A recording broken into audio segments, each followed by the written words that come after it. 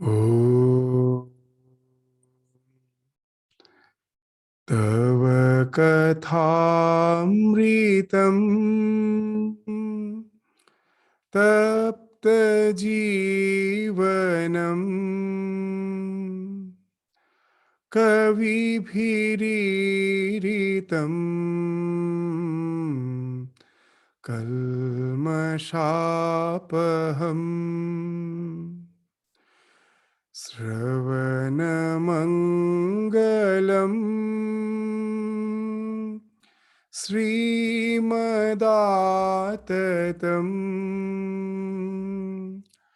Bhuvi Grananti Ye Bhurida Jana.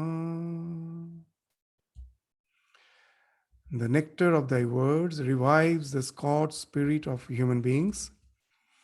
They purify the sinner and are the life of the holy.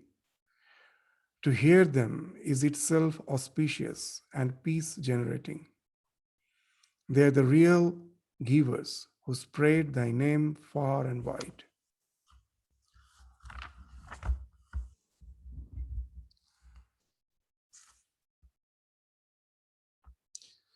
So in the last class, we saw that how Master made it sure that the ego of the Master is destroyed once for all. For seeing the Master, he knew that he is the one. Seeing Mahendranath, he knew, seeing M, the Master knew that he is the one. Through him, his gospel message, his gospel will be spread to the humanity. And there shouldn't be any distortion in the process of transmitting the gospel. So if the ego is there, then generally what happens, the ego tarnishes our own opinion, our own biases. They come and tarnish the message of the divine. So there is a very nice joke that God once incarnated, and he was delivering the message to all who gathered around him. There was a huge crowd, and he was just delivering the truth. And now the votaries of Satan, they saw that what's going on, and they were scared. They thought that our reign, that the reign of the Satan is going to be over, going to be this. If once the truth is revealed, the Satan cannot rule over humankind in any way. So all the votaries of Satan immediately went to inform Satan that what's going on, that God has incarnated and is divulging the truth to the humankind. So, but Satan seemed to be least perturbed. He was at his own ease, sitting on his throne. He told, you are full. That before giving the message, you should first intently watch, just see that what's really going on. You again go and have a look, have an intent look at who all are surrounding the avatar, the divine incarnation. Go and have a look. They're all my votaries. After hearing the message of the divine incarnation, they will spread my message and my work will be done. My work will be done. So all the distortions are bound to come if our ego, if our biases are there with which we are listening to the message. The message gets tarnished and all starts preaching as per their own outlook, as per their own bias, as per their own inclinations. And we find the tremendous disharmony, distension, quarrel, fight in the name of religion going on through eternity. Why it happens? Because all are preaching the same truth. Everyone say we are preaching the same truth, but the truth gets tarnished by our opinion. So Sri Ramakrishna knew well that this is one of the most common evil which we find in the process of transmitting religion. that the message gets tarnished by the one who is transmitting, the one who is supposed to be the apostle. So their views and opinions come into the picture and tarnishes the message. So the ego has to be at the very beginning destroyed once for all. And that's what we saw, that Ramakrishna made it a point to destroy his ego. And Master was the one who was to a certain extent evolved. So we find how humbly he accepted the admonishment of the Master, and his ego was destroyed once for all. And now we will find the Master is asking humbly, Aim is asking humbly the questions which is actually pertinent, which has an importance in all of our spiritual life, the entire humanity spiritual journey. So we will start with that question, which Aim asks to Sri Ramakrishna. Aim humbly, yes, sir. How, sir, may we fix our minds on God? That's a very, very pertinent question. We find Chaitanya Charitamrita in Shikshashtakam. That's the only 6 stanzas of Chaitanya Mahaprabhu's work we find. The original work of Chaitanya Mahaprabhu, nothing remains except those 6 stanzas. And those 6 stanzas are very significant. It starts with the first stanza that starts with the idea that there are so many names of God, and God has poured his infinite power in each and every name. But how misfortunate I am. Why? Because I somehow have not got the taste to repeat any of those names. Any of the names, if I just resort to chanting of those innumerable names, in which each of those names are potent with the Lord's power, if I just chant any one of them and make it my regular spiritual journey of chanting that particular name, which suits me most, that itself is sufficient for my spiritual evolution, for developing bhakti, for developing devotion. But such is my misfortune that somehow I don't have the taste to even repeat any of those single names. So here we find that's the very pertinent question he's asking, how to fix, how to develop the devotion. And now Ramakrishna will be showing the path, all the procedures, all the practices, which are the most important cornerstone of the spiritual journey. They're the pillars of the spiritual journey. So what are they? The first one, Sri Ramakrishna, repeat God's name and sing his glories. The first, Nam Gunagan. Nama Guna Gana. Sing his names and sing his glories. Repeat God's name and sing his glories. That's the first. The second, and keep holy company. Sadhu Sangha. The second. And now and then visit devotees and holy men. That, of course, is a part of the holy company. The mind cannot dwell on God if it is immersed day and night in worldliness, in worldly duties and responsibilities. It is most necessary to go, and there's a third thing now. It is the most necessary to go into solitude now and then and think of God.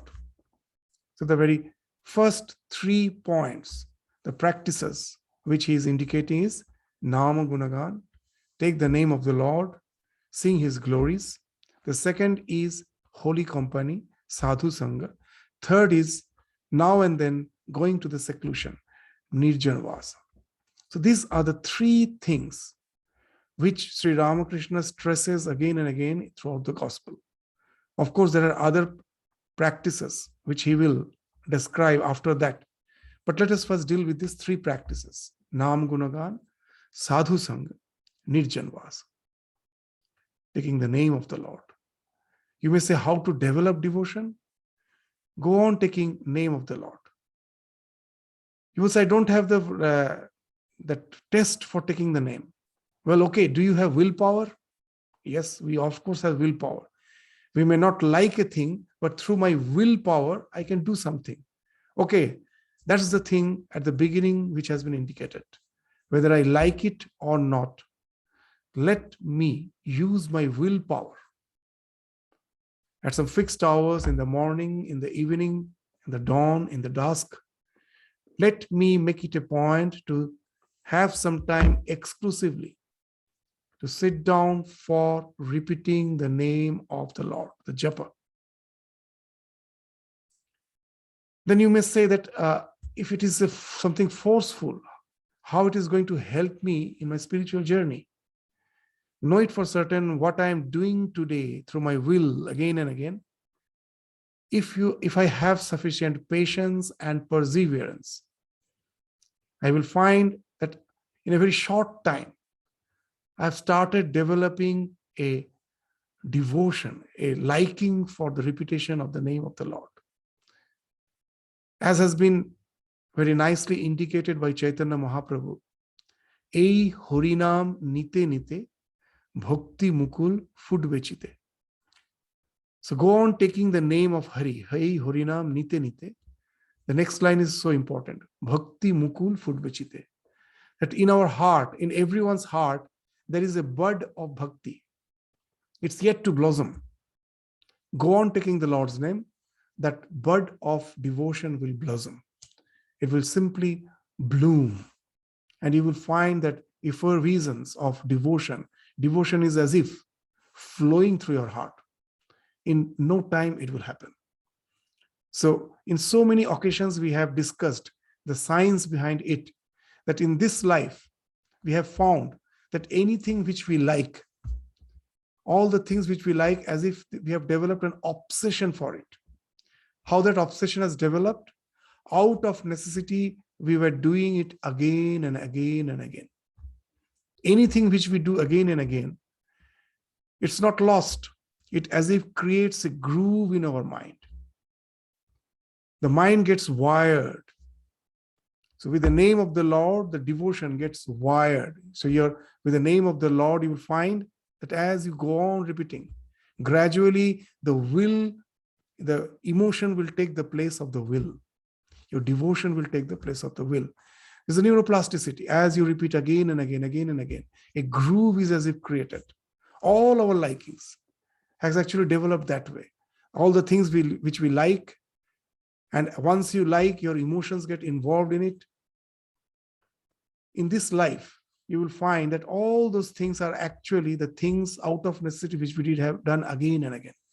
In the Gospel, Sri Ramakrishna again and again will be repeating in so many occasions, Kamini Kanchani Maya, that lust and gold is the cause of delusion. From that only you will find that how the likeness grows. Why it is delusion? Both are necessary for life. Without lust, we cannot think of the propagation of life.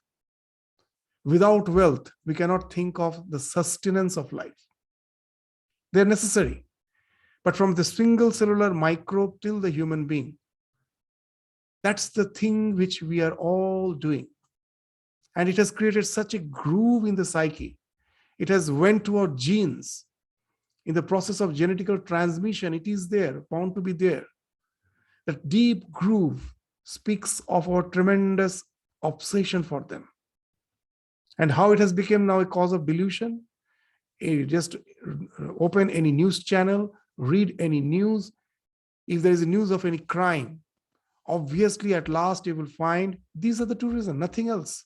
Either lust or gold is the reason behind all the crime in the society. So what has happened? Why it is a matter of delusion? The thing which is necessary, we repeat it again and again. And at last, we got stuck to it. How to come out of it? Sri Ramakrishna gives that example again and again. If a thorn has pierced you, then the thorny bush in which you have accidentally stamped and the thorn has pierced you, from that same thorny bush, pluck out another thorn. Use this thorn to pluck out the thorn which has pierced you. Once you have plucked it out, you can throw them both. So this, the new practice through will, taking the name of the Lord, is the second thorn. It is bound to become something like your obsession. A time will come, just by repeating the name of the Lord, you will find it has created a tranquility, a bliss in your mind. It is also an obsession, but it is sattvic obsession. It is very good because it will help me to get rid of all other obsessions. Why? This is the only obsession which is in no way linked with worries and tension. All other obsessions were something for which I had to depend on something extraneous. If I were in search of wealth, position, power, relationships, everything is extraneous. Till I haven't got them, I have that constant anxiety. I may not get it. Once you get it, again that anxiety is there, worry is there. I will lose it. But this is the thing. Taking the name of the Lord, I find bliss ensuing. This is the thing no one can take away from me. It is not in any way linked with anxieties, worries. So it creates a wonderful tranquility. I have got something which no one can take away from me. All other likings or obsessions has all as if kept me on the crossroads. I am in a traffic. I may get the green signal or the red signal. That as when you're passing through the traffic, because all the things for which I am dependent on something external, there's a question of clash of interest. The thing which I like, the same thing you like, naturally. If I get, you don't get. If you get, I don't get. So as if we are in the traffic junction. I also wish I should have the green signal. You also wish you should have the green signal, but it can never be. And there's a clash. This is the thing, as Sri Ramakrishna used to say, Chada mama shakoler mama. Means the moon is everyone's uncle. What's the idea? That Lord, the love for love is, Lord is some love for the Lord, love for God is something universal. It's not something that if I love God, it anyway is going to clash with your love of God. If I love such and such person, you love such and such person, there's a question of the clash of our interest, jealousy, other things will develop. But here, there's no such thing. God is universal. Everyone can love him. At the same time, there is no question of clash of interest. I just think of him, I immediately find the bliss ensuing from it. So for the first time, I have created a groove, a road in my road, the same neuroplasticity, which has no junctions, which has no intersections. There's no traffic. Even in our day-to-day life, what we find, that if I have to go to the CBD, once the freeway was not there, I used to go through the traffic road. All the traffic I have to cross, all the crossroads I had to cross. I had to wait for the traffic signal. But once the freeway is built, naturally I will avoid the traffic. Why should I go through that? My tendency will be to traverse through the path, the freeway. So similar things happen here. All the likings, obsessions which we developed as per default, as per the plan of the nature, they are full of traffic. This I have designed, the name of the Lord. By taking that, you have designed, and you have created a freeway. Now the mind's natural tendency is to traverse through this freeway. Why should I traverse through all those tensions, all those traffics? And they start falling off, and you develop more and more inclination to delve deep in your devotional practices. The devotion starts blooming in your heart. The other desires naturally, spontaneously, you don't have to use force, they start falling off. So that's the first thing. That's why Sri Ramakrishna is indicating. It's a thing which is very, very important in spiritual journey. Many will be saying that all the spiritual faiths are different, all speak of different path, all speak of different goal. How can there be harmony? But really, is there any difference? Yes, what we believe, that may be different. Our ideas of liberation may be different. But is there any religion which doesn't go on repeating the things which they believe? The prayers, you go to the church, a particular faith, a particular denomination, when praying to the Lord, the prayer which they have selected, you will find is going on for years, for centuries together. The same prayer every day is repeated. You go to the Muslim prayer, the same namaz, the same prayer is every day repeated. So that's the similarity. Maybe our belief is different. What we believe to be the ultimate idea of liberation, of idea of heaven, the name which we are taking may be different. But as for the practice, as for the repetition is concerned, we are doing the same thing. And even those who are atheists, they have started saying that there are so many things, those so-called not the very gross atheists, the enlightened atheists, that religion has something for such a long time. This religion exists without which, as if the humanity cannot exist, they coexist together. And there must be some lessons there, even if you don't believe in God. And they also have started recognizing this fact. One of the greatest fact of religion is this repetition. This repetition creates that urge, the tendency, which we can use for any of our day-to-day activities in other fields also.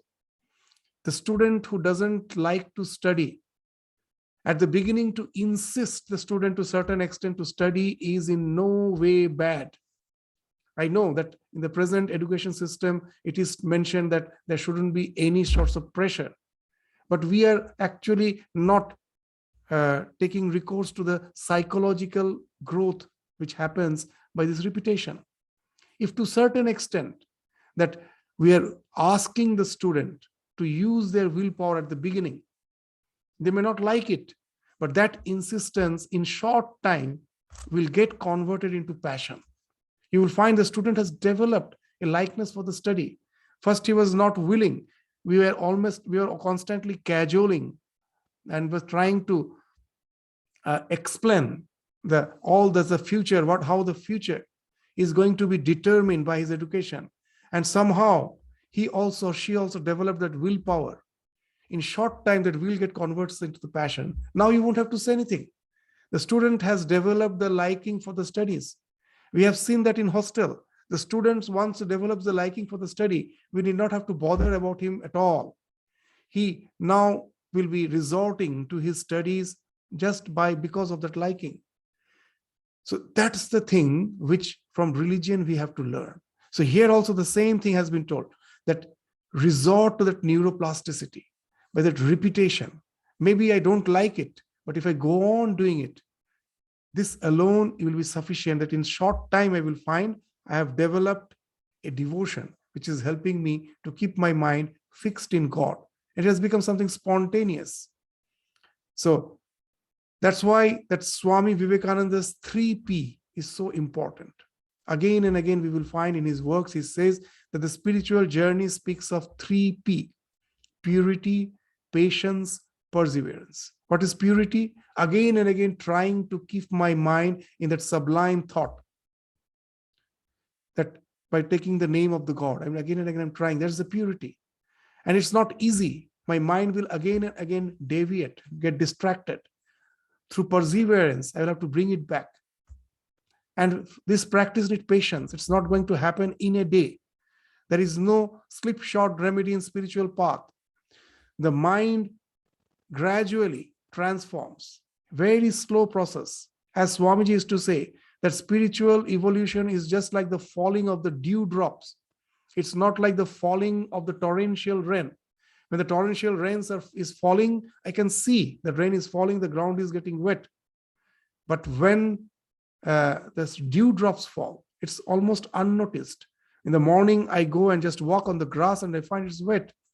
So spiritual transformation is that unperceptible. When I'm taking the name of the Lord and I find nothing is happening, know it for certain something is happening. It's not perceptible. As we say, a coarse rock on the bed of the river, the water is flowing over it. At any point of time, no change is visible. But in time, it may be in 30 years, 40 years, or in 100 years, that coarse rock gets smoothened.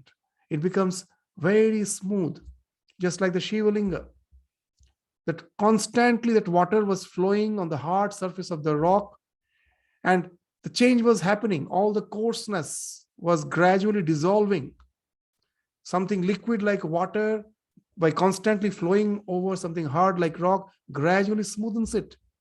Our mind with the samskaras is like that hard rock. Our thought, the name of the Lord, is just like that flow. It can also smoothen. It takes time. We need patience. We need perseverance. A change is happening.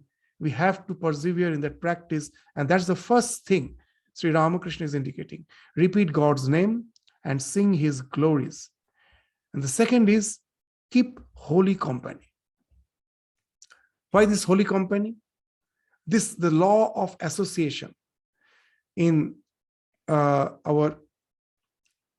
Lila Prasanga, with the biography of Sri Ramakrishna, there very nicely the author, our Sharat Maharaj, Swami Sharadananda, he is mentioning that for the first time when they visited Ramakrishna, just seeing him, immediately a tremendous inspiration and motivation developed in them.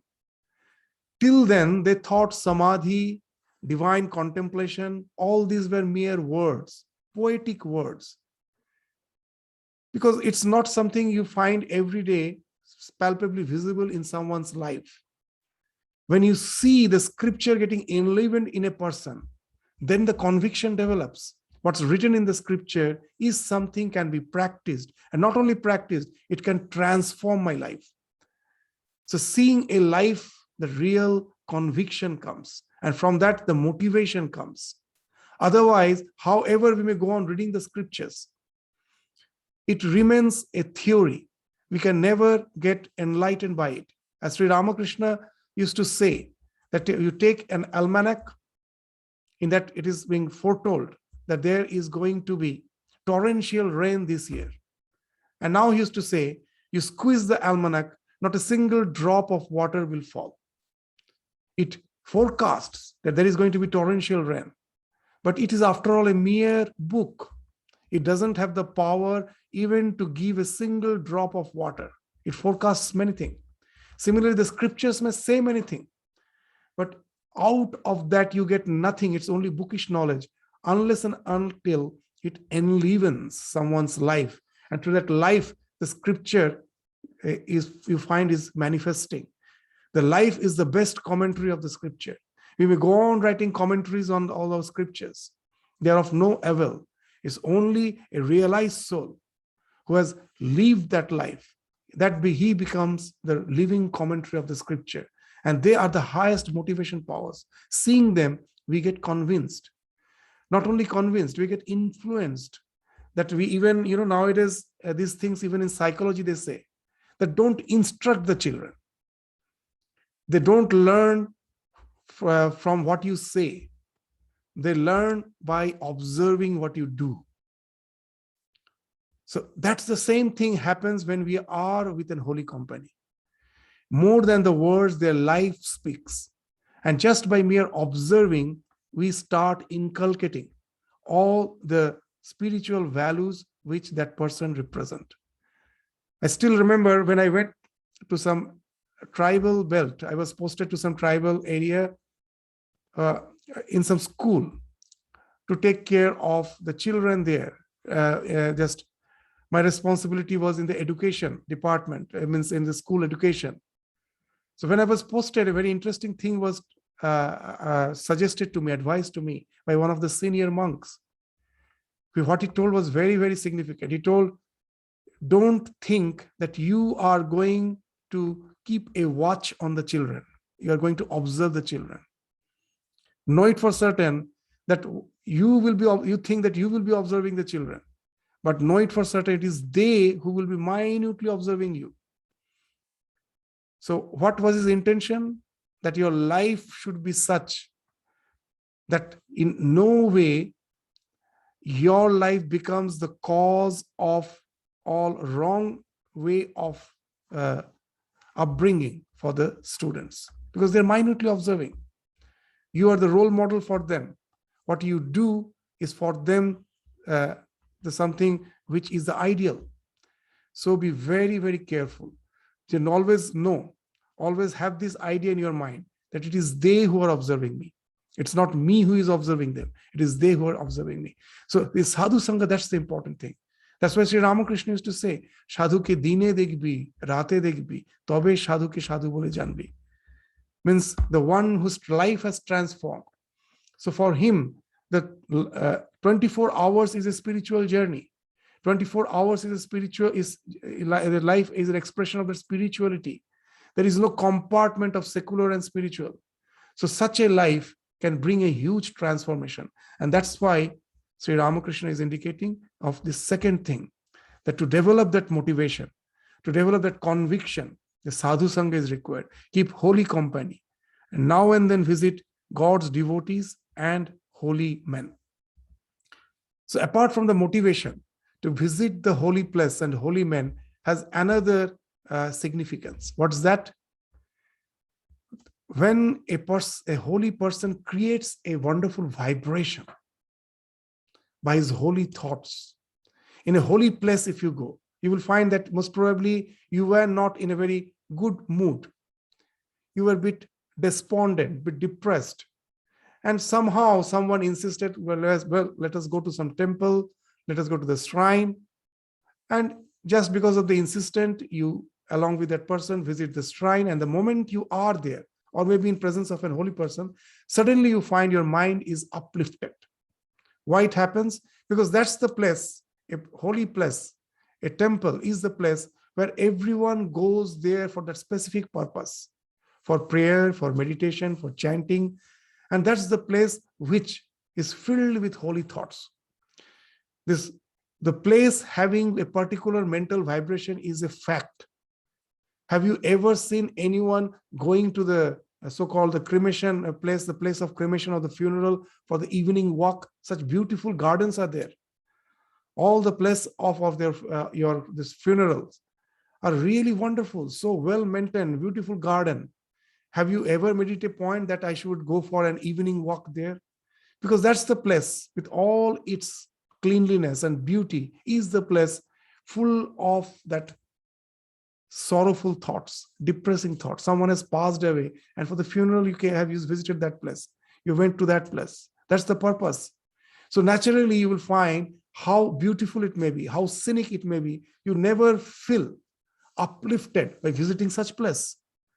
But if you go to the holy place, immediately your mind is uplifted. So there's two purposes: to get that holy vibrations, to get the benefit of that holy vibrations without doing anything, as if you will find your mind is automatically uplifted. So for that, and as well as to develop that conviction, the sadhu sangha is the second thing which Guru Maharaj is indicating, Ramakrishna is indicating. That Swami Vivekananda also in his lecture has indicated in Bhakti Yoga in one place that many of us think by reading books we develop in spirituality, we grow spiritual. Swamiji, after saying that, he's mentioning that know it for certain, we can never grow spiritually by reading books. Yes, our intellectuality may get a bit sharpened, all the doubts may be a bit cleared. It helps that way. But only a life can enkindle another life. Just the way to just enkindle a lamp, I have to have another lamp which is already enkindled. From that only a lamp can enkindle another lamp. So a life can enkindle life. Without the presence of some holy personality, without association with that, the spiritual journey becomes a very tiring journey, monotonous journey, without any proper spiritual growth. So the second thing, that always think, go at least, if there is no a really illumined soul, at least the like-minded people can gather together from time to time to have some study circle, to have some satsang. That will help us a lot in our spiritual journey. So that's the thing. The first, take the name of the Lord. Second, keep holy company. And now and then visit God's devotees and holy men. So this also is included in Sadhu Sangha. And the third, the mind cannot dwell on God if it is immersed day and night in worldliness, in worldly duties and responsibilities. It is most necessary to go into solitude now and then and think of God. Nirjanvas. The third thing is very important. The only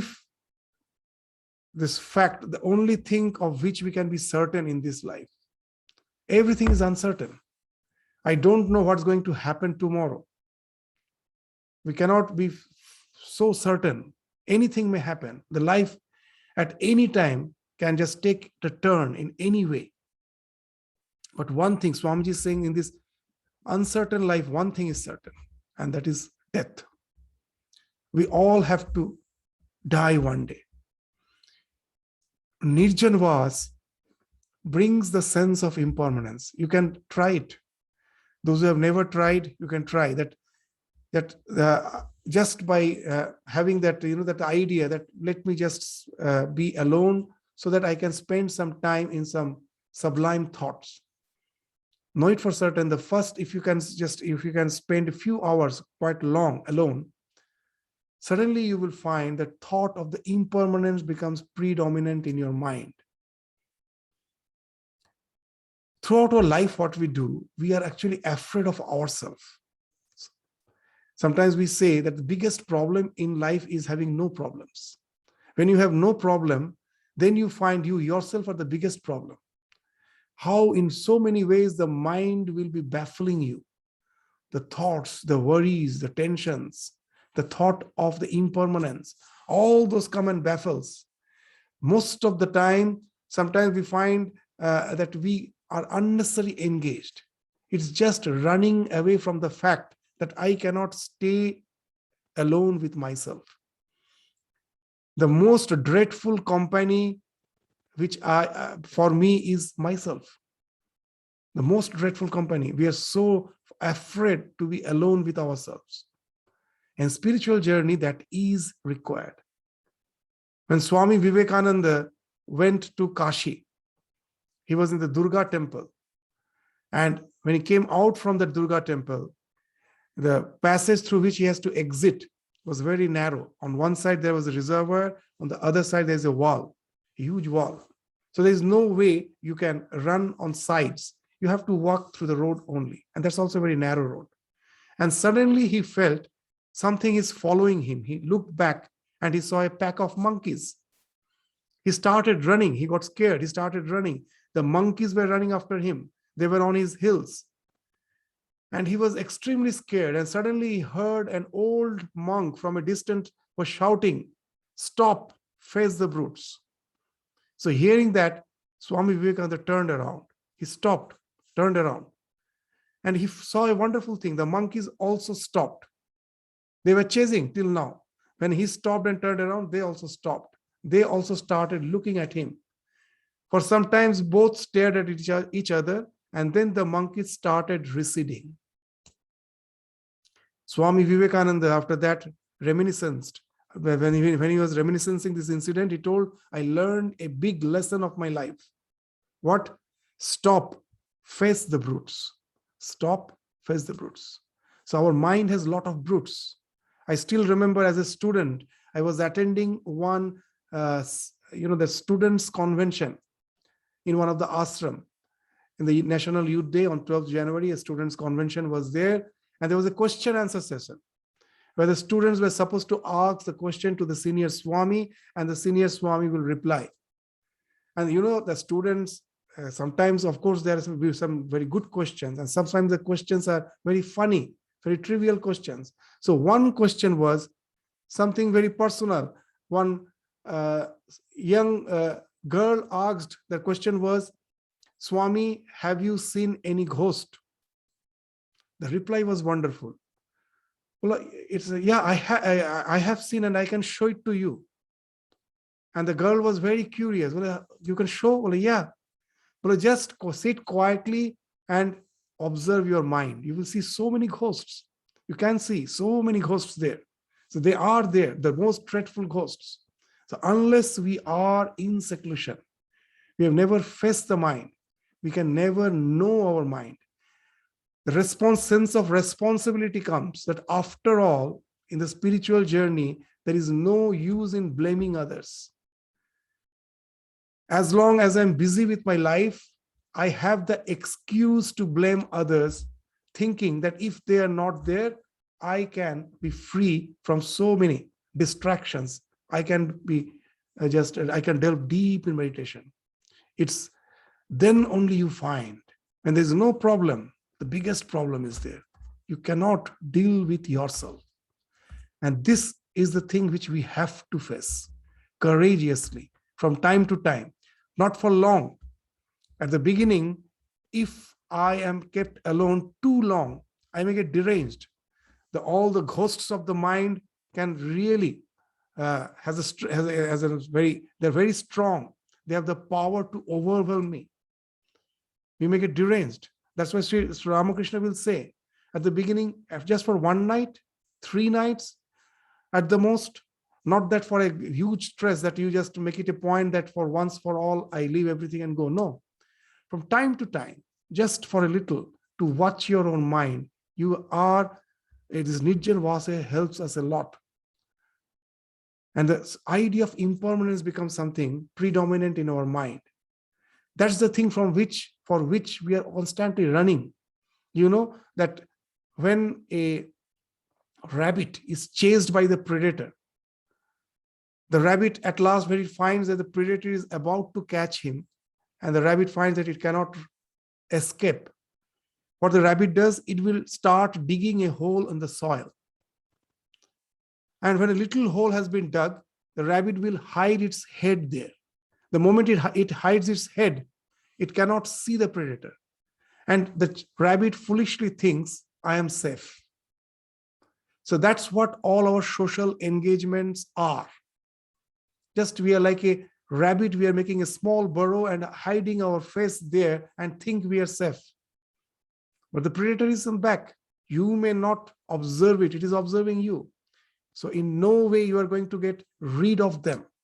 So we have to face them.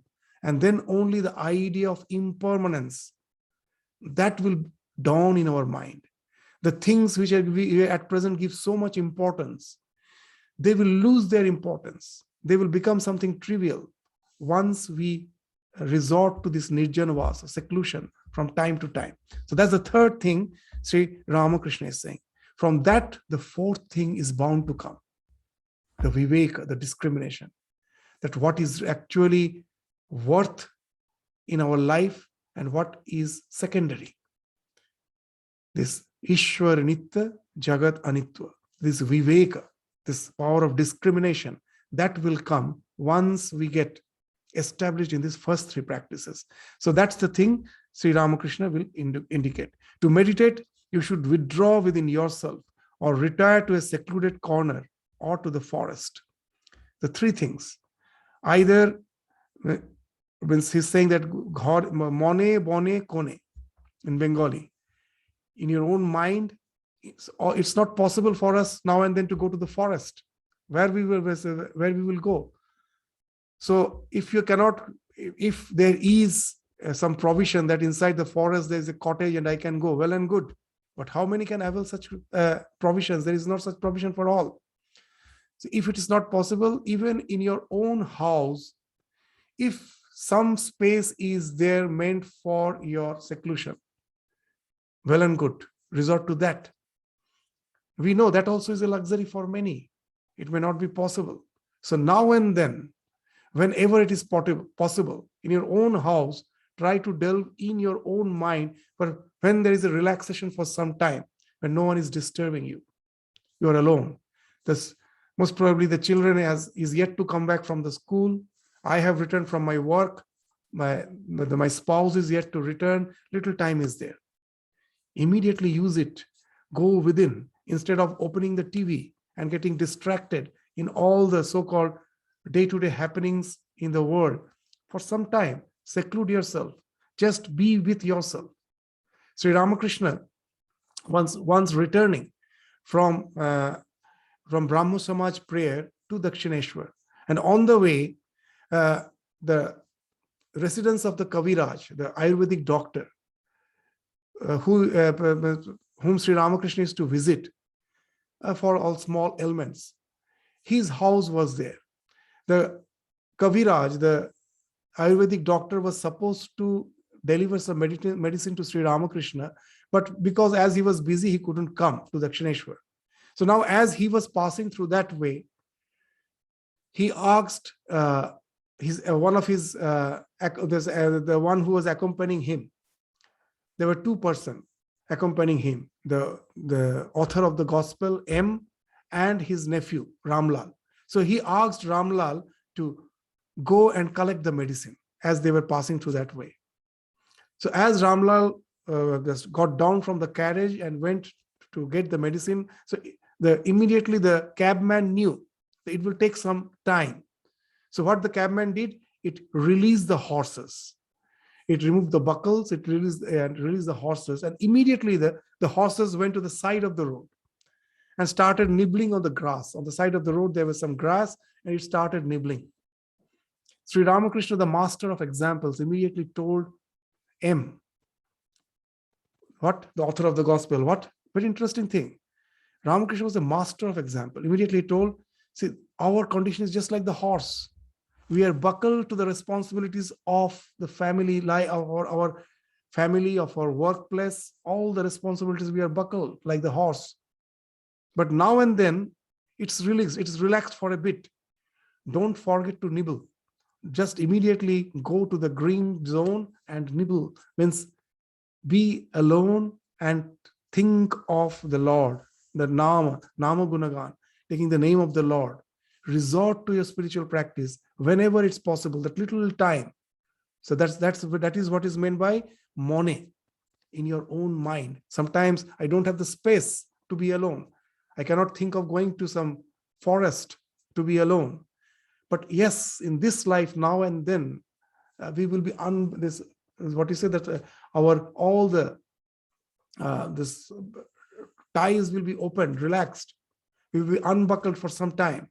And don't forget to nibble. Just immediately go to the contemplation. So that should become an habit. So that's what is meant by this mone bone okone. That's why sometimes we lose the charm of it while translating. That how Ramakrishna will be rhyming the words, and that in English translation you don't get. So that's the word he's using. There's mone bone kone. So here he is mentioning to meditate, you should withdraw within yourself. That is mone, or retire to a secluded corner, kone, corner is cone, or to a forest, bone. So these are the three things he's saying, mone, kone, and bone. So whatever is possible, but somehow by hook or by crook, resort to this practice. As in the Bhagavatam it has been mentioned, a thief, if he knows that there is some treasure behind the locked door, just adjacent to him, near to him, the thief never thinks what's the legal way of stealing and what's illegal way. Somehow I have to get the wealth by hook or by crook, constantly waiting. How when I get the chance to break through and get the treasure. So similarly, if you know that the treasure is so near, it's in your heart, the Lord is sitting there, how can you sit so comfortably, so satisfied, as if you have nothing to do? They have the tremendous urge that wealth is within, I have to get it. And that's why he's indicating so many ways. Somehow, by this way or that way, resort to the repetition of the name of the Lord by resorting to the seclusion. And that way you can see the condition of your own mind, and as well as you get time to do your spiritual practices. And you should always discriminate. Now, after this, this nirjanavasa, this discrimination naturally comes. Viveka. That being constantly busy with the life, we sometimes overlook this, the most certain fact of life, the impermanence. That idea dawns, that what is permanent, what is impermanent, what is truth, what is transitory. So that's the thing. And from that, the discrimination comes. So, and you should always discriminate between the real and the unreal. God alone is real, the eternal substance. All else is unreal, that is impermanent. By discriminating this, one should shake off impermanent objects from the mind. So that's how one by one the spiritual practices is mentioning. Aim humbly. How ought we to live in the world? So now the next practice, Vairagya. Viveka, he spoke. First is Nama Gunagan, then second is the holy company, third is to be in seclusion, fourth is the Viveka, the power of discrimination, and the fifth is Vairagya. That's to a certain extent renunciation. When we hear the word renunciation, we think we have to leave everything and just go there, just have an exclusive spiritual life. Just the way Ramakrishna is saying, you will find Vairagya means something different. What he's saying, do all your duties, but keep your mind on God. Live with all, with wife and children, father and mother, and serve them. Treat them as if they were very dear to you, but know to your heart of hearts that they do not belong to you. Then Sri Ramakrishna gives an example. A maidservant in the house of a rich man performs all the household duties, but her thoughts are fixed on her own home in her native village. She brings up her master's children as if they were her own. She even speaks of them as my Rama or my Hari, but in her own mind she knows very well that they do not belong to her at all. So this is the thing which Ramakrishna is indicating, Vairagya. It doesn't speak of amputing your existence from the worldly life. The responsibilities go on. It has more to do with your attitude. It has more to do with your perspective, the way you look at life. To give an example, what Sri Ramakrishna is saying, we can resort to another explain to understand what Vairagya means. That a small child is going to the child care center for the first time. The moment the parent drops him, seeing that unfamiliar place, the child starts crying. It doesn't feel comfortable. It starts crying. It's a new place. And the caretakers there, they say, don't worry. The child will be okay. You can go. And for a few days, it continues. The child cries whenever he's dropped to the child care center. After a few days, now the parent finds a different challenge. Now when he has already developed friends among all the children, the moment he drops, he immediately runs to meet the other children and start playing with them. There's no problem when the child is dropped.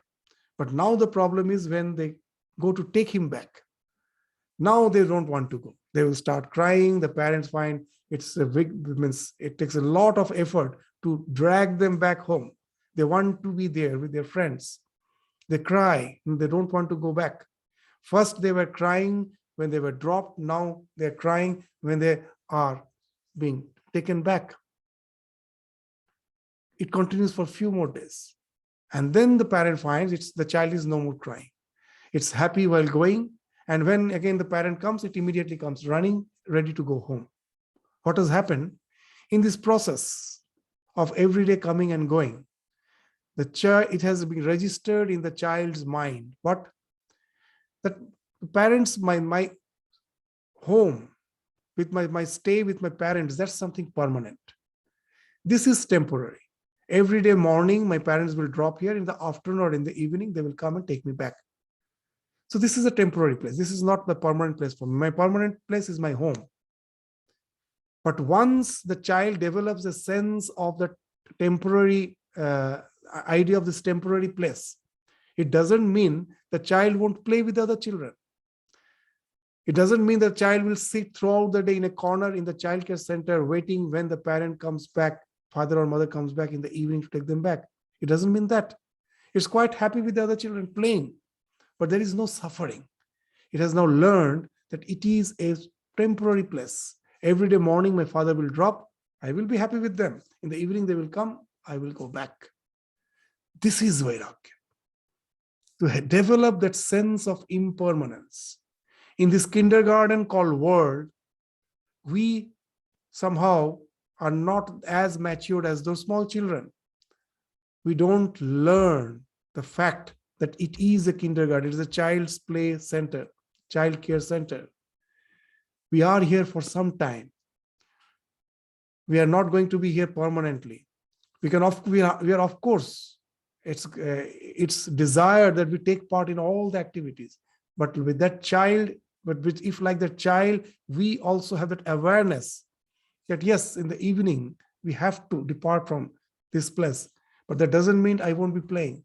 I am just playing with others, with that sense of impermanence. That's the real Vairagya. That's what you find Ramakrishna is indicating, that live with all, with wife and children, father and mother, and serve them, treat them as if they were very dear to you, but know in your heart of hearts that they do not belong to you.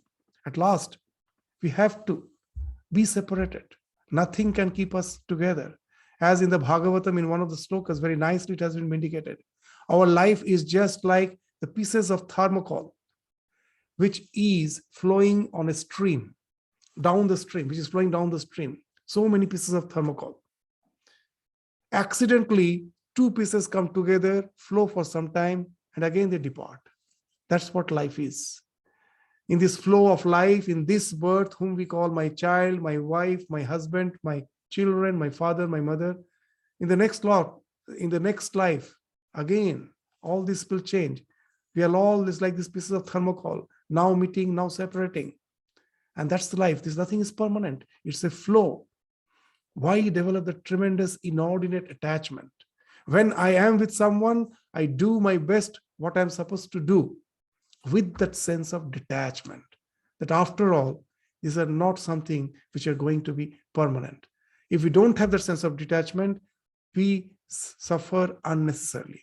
Nature gives us everything at certain point of time and will take away everything at certain point of time. Once it is given, and if we think it is something which is going to be with me forever, we are bound to suffer. In this life, we get attached the moment we grab. In a National Geographic, one of the episode, a very nice episode, that how to capture a monkey. The monkeys like the salt. They will be in search of some rocks which they will lick to find whether salt is there or not.